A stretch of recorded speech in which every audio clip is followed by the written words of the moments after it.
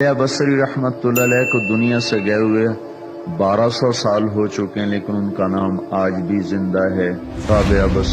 राबिया बसरी ना कोई शहजादी थी, ना कोई मलका थी, ना कोई वो खूबसूरत थी, ना कोई खानदानी थी, बल्कि औरत होने के लिहाज से हर ऐब उसमें था। उनकी आदत ये थी, वो रोजाना ईशा की नमाज के बाद गुस्ल करके कपड़े बदल के अपने खामिन से पूछती, आपको मेरी जरूरत है? अगर वो कहते कोई नहीं है तो फिर पूछती, मुझे इजाजत है?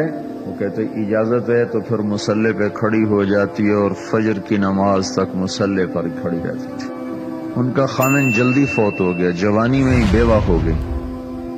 तो हसन बसरी बसरा के इमाम, क्या सारे मुसलमानों के इमाम थे, वो खुद आए, खुद चल के आए कि मैं आपसे शादी करना चाहता हूँ।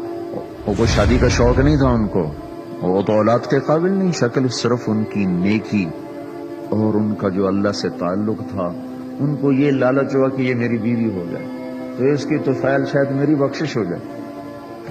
तो उनके पास आए, कहने लगे राबिया मैं आपसे शादी करना चाहता हूँ, खुद पैगाम लेकर आए। तो उन्होंने फरमाया मेरी 4 बातों का जवाब दे दो तो मैं शादी कर लेता। कहने लगे क्या?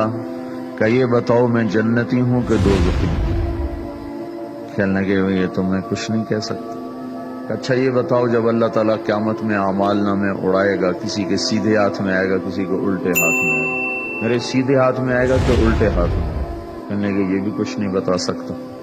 कहने लगे अच्छा ये बताओ, जब अल्लाह नेकियों को तोलेगा, किसी की नेकियां बढ़ जाएंगी, किसी के गुनाह बढ़ जाएंगे, मेरे गुनाह ज्यादा होंगे, नेकियां ज्यादा होंगी? क्या ये भी नहीं बता सकता।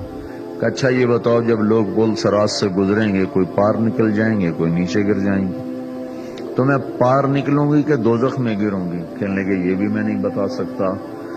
तो फिर फरमाया अच्छा जाओ मुझे तैयारी करने दो, मुझे इन 4 बातों की तैयारी करनी है, मेरे पास शादी के लिए वक्त कोई नहीं है। जो अल्लाह से दोस्ती लगा लेते हैं, अल्लाह दुनिया उनके लिए मुसख्खर कर देते, अल्लाह दुनिया उनके पाँव में डाल देते। तो जब इनका इंतकाल हुआ, रात को इनका इंतकाल, तो अपनी खादमा से कहा बस 2-4 आदमी बुला के मुझे जल्दी से दफन कर दो, किसी को न बताओ, सुबह लोगों को बता देना, और मुझे कफन देना मेरी उस चादर में जिसमें मैं तहज्जुद पढ़ा करती थी। तो उन्होंने रातों रात दफन करके सुबह ऐलान किया, शोर मच गया, हाय क्यों बताया, क्यों नहीं बताया, क्यों?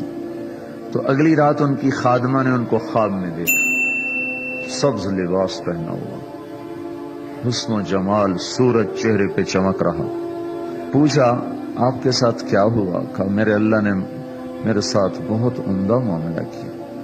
कहा आपकी वो चादर कहाँ गई जिसमें आपको कफन दिया था?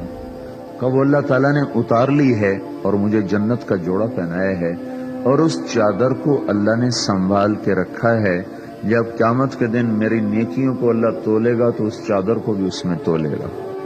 उन्होंने पूछा मुनकर नकीर का क्या हुआ?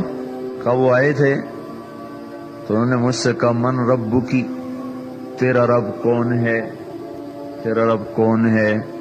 तो मैंने मुनकर नकीर से कहा जिस अल्लाह को 40 साल नहीं भुलाया, उसको 4 हाथ जमीन के नीचे आकर मैं भूल जाऊंगी। कि जिस रब को 40 साल में न भुला सकी, उसको 4 हाथ जमीन के नीचे आकर मैं भूल जाऊंगी। तो मुनकर नकीर ने कहा इसका आगे क्या हिसाब लेना, चलो भाई वापस चलो।